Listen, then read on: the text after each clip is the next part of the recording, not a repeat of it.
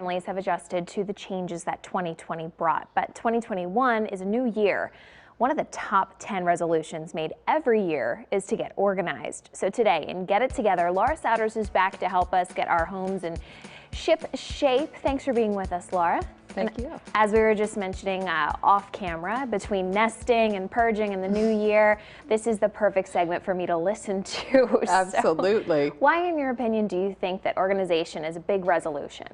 I think people make that resolution year after year, and because it's such a big resolution, getting organized or getting my house together, I think that it doesn't always get done. So I think it keeps returning to the list every year.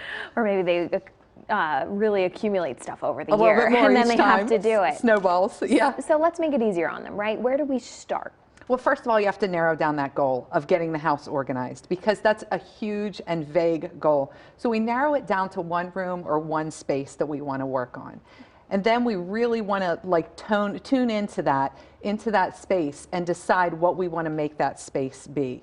So I think that's a good time to do a little bit of planning, write some things down. So it's not this vague goal, it's a more specific, measurable goal. So if we decide what room we're going to work with, then what we want to do in that room. What kind of activities do you want to happen in there? So create what this is going to be done in there, how the flow is going to be.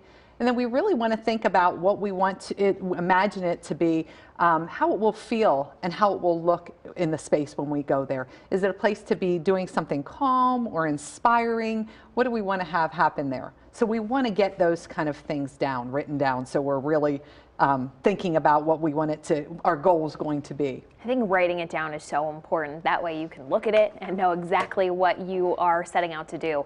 So once we have that all set, we know how it's going to look, we know how it's going to feel. Now what? We have to set aside time, right? We have to set aside time, because everybody says, I want to get organized sometime. Well, sometime isn't on this calendar at all. So we want to get that Tuesday on the 9 o'clock on the 9th or something. We want to spend some time figuring out when are we going to work on this and kind of break it down into chunks. Because if we try to do it all at once, it's going to be a little bit too overwhelming. Just like we don't want to do the whole house at once, we don't want to try to do the whole organizing project at once. Just a little bit at a time so we don't get overwhelmed. We want to finish it so that we feel motivated. We have that satisfaction of the completion of the project. So we want to make sure that we finish the project. That's really good advice. All right, so we're ready to do it. We have our time set aside. Now we need to purge. Purge. Why is that the hardest part? People have a hard time letting go sometimes. They think they might need some things. So purging is the hardest part for many people, thinking about letting go and where this stuff is going to go. But if you keep your eye on the prize, what you want that room to look and feel like, and the activities that you want to happen there, then it can help you to get through that tough part of purging. Great tips as always, and we can find more organization tips in your book. Where can we get that? Yeah, you can get my book at Amazon, and you can find the other 3 steps to my 4-step process. Great. Laura, thank you so much for being with us. Thank you. We'll be right back.